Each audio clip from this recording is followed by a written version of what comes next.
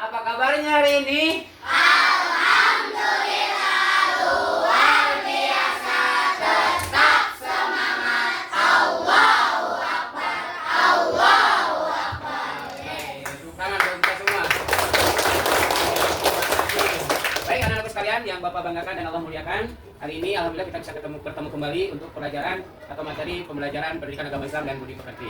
Baik, untuk sebelum kita memulai pembelajaran, mari kita sama-sama berdoa yang mudah-mudahan dengan doa ini Allah memberikan ilmu yang bermanfaat dan ada dalam rahmatnya Allah Subhanahu wa taala. Amin ya Allah ya Rabbal alamin. Silakan untuk ketua kelasnya atau KMI silakan maju pimpin teman-temannya untuk berdoa.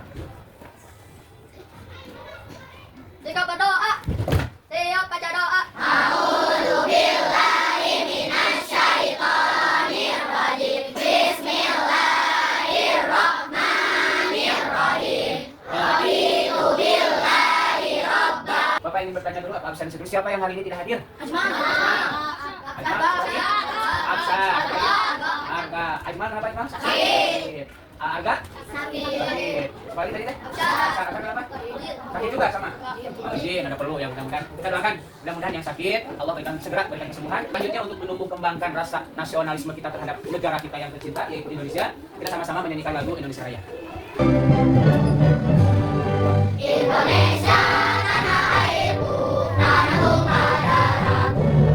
Di sanalah aku berdiri, jadi batu ibuku. Mumpung masih pagi, masih semangat pagi, kita ya dulu sebentar ya. Siap? Siap? Siap. Semuanya berdiri lagi? Oke. Tahu lagu Siapa Suka Hati? Oke, tahu? Yang ini bunyinya Siapa Suka Hati tepuk tangan. Nah, ini ya. Yuk, semuanya ikutan ya. Siap. 1, 2, 3. Siapa suka hati tepuk tangan. Siapa suka hati tepuk tangan. Siapa suka hati dan memangnya begitu. Siapa suka hati tepuk tangan. Baik, anak-anak sekalian, sebelum Bapak menyampaikan materi untuk hari ini, masih ingat materi yang minggu yang lalu? Yaitu tentang ketika kehidupan berakhir. Masih ingat ya yang itu? Oke. Ketika manusia atau kehidupan manusia ini berakhir, yang disebut dengan kiamat. Nah, kita kembali lagi materi yang kemarin itu ada yang disebut dengan kiamat sugro dan kiamat kubro. Kiamat kubro adalah berakhirnya seluruh kehidupan. Tidak ada yang hidup satupun kecuali yang maha hidup. Siapa? Allah. Berbeda dengan kiamat sugro. Kalau kiamat sugro mah lingkupannya hanya satu wilayah atau hanya satu area, tidak keseluruhan. Nah, jadi misalkan satu wilayah A terjadi kiamat sugro, bisa berikan contohnya kira-kira apa? Gempa bumi lagi, banjir, apa lagi? Tsunami. Nah, hari ini kita akan coba membahas tentang bagaimana mengelola atau menata kelola sampah-sampah yang ada di sekitar kita. Timbul pertanyaan, seberapa sering kalian membuang sampah dalam sehari-hari? Nah gitu. Buang sampah berapa kali, seberapa sering? Yang kedua, sampah apa yang sering kita buang? Plastik. Salah satunya plastik. Hah? Botol aqua. Apalagi? Bekas jajanan yang ada kemasannya. Nah, lantas untuk mengurangi atau mungkin bisa jadi menghilangkan supaya banjir tidak terjadi, bagaimana kita harus bisa mengelola sampah? Ya, bagaimana kita bisa mengelola sampah yang ada di sekitar kita? Nah, sebelum Bapak jelaskan atau kita mencoba membuat mengelola sampah yang akan kita gunakan untuk kepentingan atau keperluan yang dimanfaatkan untuk sehari-hari. Nah, di sini kita sama-sama lihat ada gambar ya, sudah pasti gambar. Ini gambar apa coba? Gambar plastik ya. Plastik yang dipakai untuk membungkus makanan. Seandainya ini plastik ini dibuang sembarangan, maka akan terjadi seperti ini. Sampah di mana? Nah, ini kebiasaan orang yang tidak punya adab ketika buang sampah itu ke selokan, ke sungai, ke sembarangan ya. Sehingga nantinya tentu akan terjadi yang namanya banjir. Ya kalau satu orang yang buang, kalau ratusan bahkan ribuan orang buang sampah ke sungai, nah ini jadinya. Apalagi banjir. Nah, kira-kira dari banjir apa yang mengakibatkan banjir terjadi? Salah satunya membuang sampah sembarangan. Kan Pak, saya mah nggak pernah buang sampah sembarangan. Saya mah nggak pernah buang sampah ke solokan. Saya mah selalu buang sampahnya ke tong sampah. Ini karena kita tidak mau dan tidak bisa mengingatkan orang lain untuk membuang sampah pada tempatnya. Sehingga terjadi seperti ini.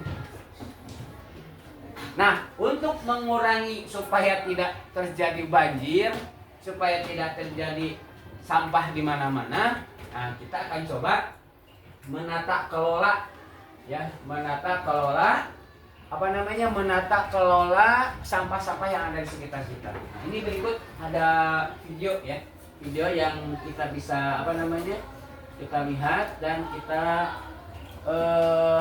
tiru. Kira-kira sampah-sampah yang ada di sekitar kita itu bisa dibuat atau dimanfaatkan untuk apa?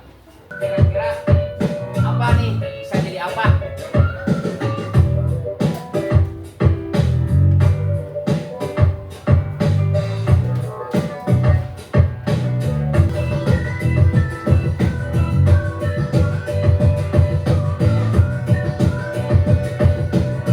Sekilas ya, kira-kira jadinya bakal jadi apa nih kira-kira pemanfaatannya?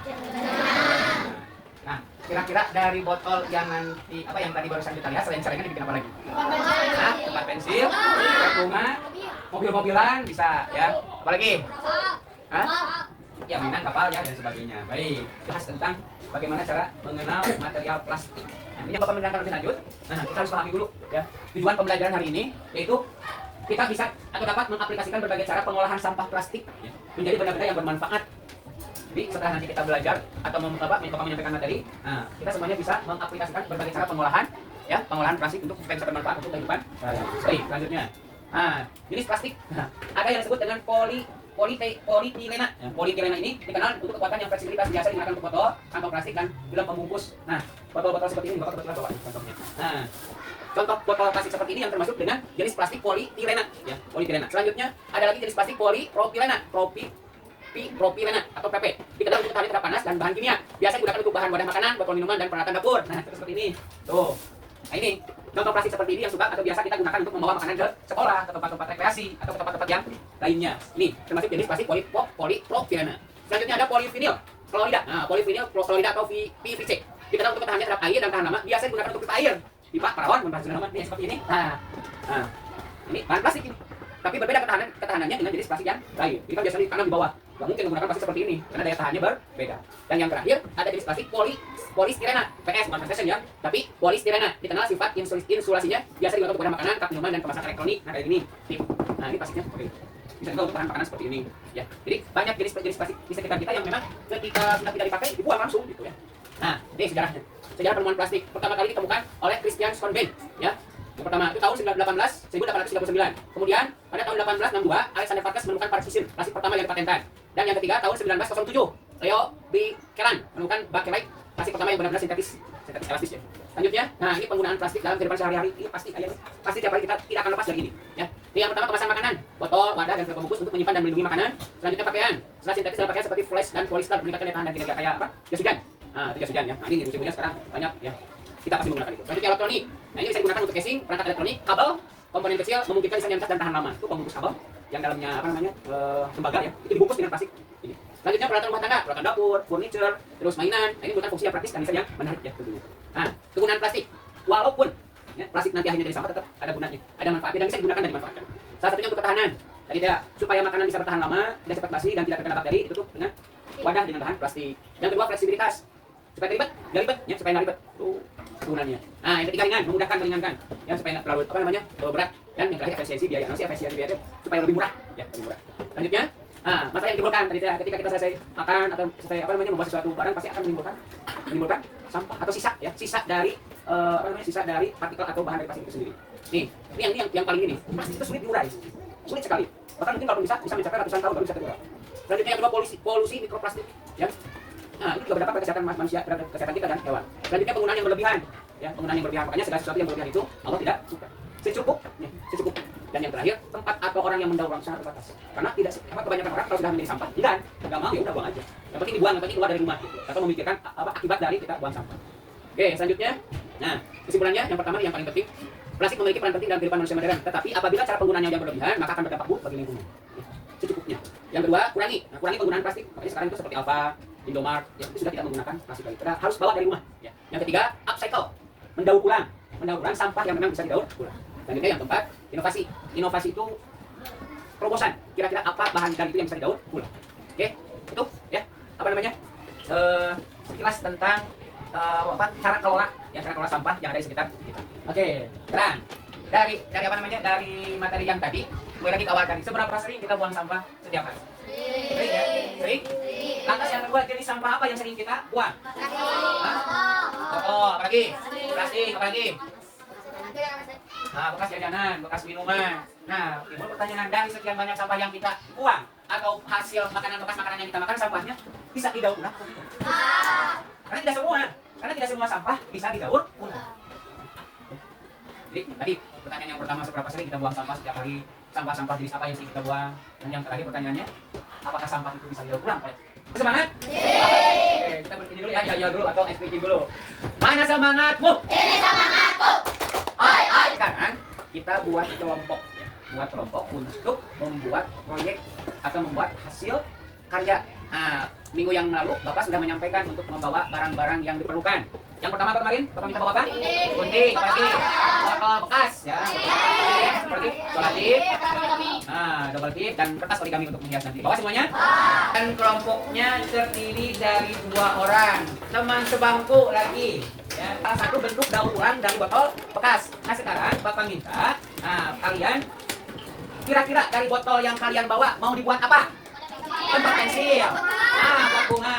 Ya, buat bunga. Jadi silahkan yang barusan kalian sampaikan atau utarakan, buat sedemikian rupa. Ya, buat sedemikian rupa untuk bisa menghasilkan karya yang bisa bermanfaat. Baik, 40 menit cukup?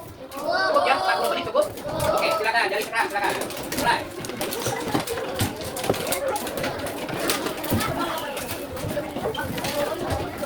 Satu aja. Ini boleh yang mau pakai nih, silakan.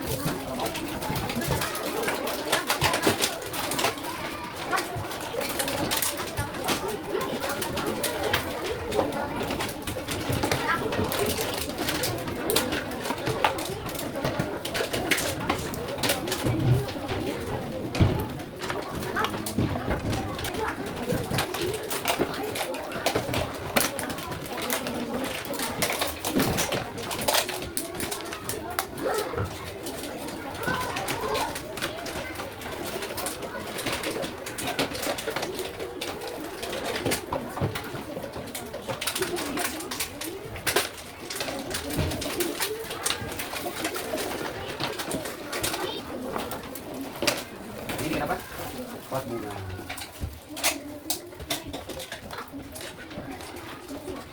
Kelompok ini bikin apa? Tempat pensil. Hati-hati, gunting sama cutternya jangan sampai kena tangan.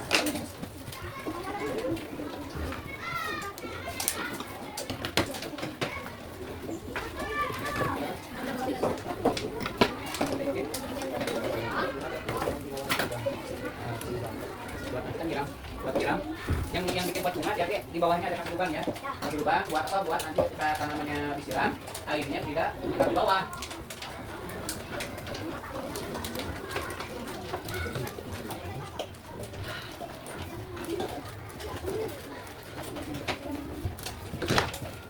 Ini bikin apa? Pot pensil. Apa bunga?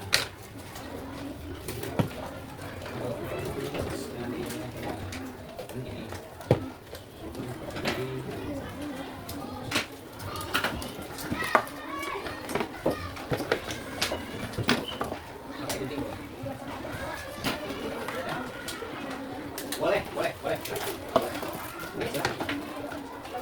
Boleh tangkap akarnya, boleh tangkap bunganya, boleh. Boleh simpan bunga-bunga yang dibuat, boleh. Akarnya bisa sedikit dari atas itu, akarnya, ya. Silakan.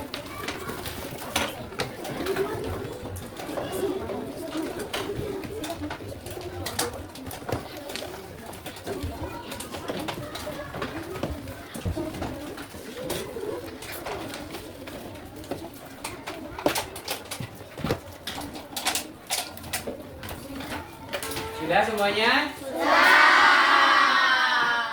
Yang sebelah kanan Bapak sudah? Baik, kalau sudah, oke silakan dari kedua jenis hasil daur ulang botol bekas. Ada yang buat pot bunga dan ada yang buat tempat pensil. Ya, ada yang buat tempat pensil dan tempat bunga, silakan. Oke, yang itu dulu, yang membuat tempat pensil, silakan. Kami akan mencontohkan hasil karya barang bekas dari botol aqua. Jadi itu dimanfaatkan untuk apa? Jadi apa bahan bekas? Jadi tempat pensil. Oke. Tangan. Kami membuat pot bunga dari botol aqua bekas menggunakan gunting atau mandar. Lalu tutupi dengan kertas poligami dengan warna apapun sampai menutupi botol aquanya. Sekian dari kami. Assalamualaikum warahmatullahi wabarakatuh. Baik, terima kasih kelompok dasar dan kelompok arah yang sudah mempresentasikan. Mana semangatmu? Ini semangatku. Oi, oi. Dari rangkaian tadi, materi sampai dengan terakhir ini membuat daur ulang dari bahan bekas atau botol bekas. Banyak sekali hal-hal yang harus kita perhatikan. Yang pertama, walaupun sudah menjadi barang bekas ataupun sudah tidak bisa digunakan lagi, tapi bisa kita daur ulang kembali untuk menjadi barang-barang yang bermanfaat. Untuk kesimpulannya, dari materi hari ini, banjir biasanya, dan memang seperti itu, terjadi karena kelalaian manusia. Buang sampah sembarangan. Ingat, an-nadhafatu minal iman atau halutu syatrul iman. Menjaga kebersihan itu sebagian daripada iman. Demikian, sebelum tutup pembelajaran ini, mari kita sama-sama berdoa kembali. Silakan ketua kelasnya untuk memimpin doa. Saya berdoa. Saya baca doa.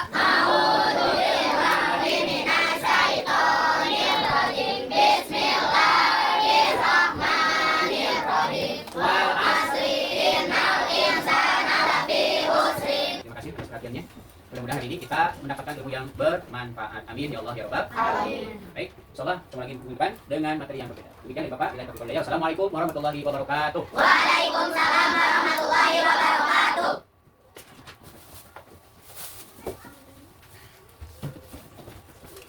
Bagi-bagi Pak.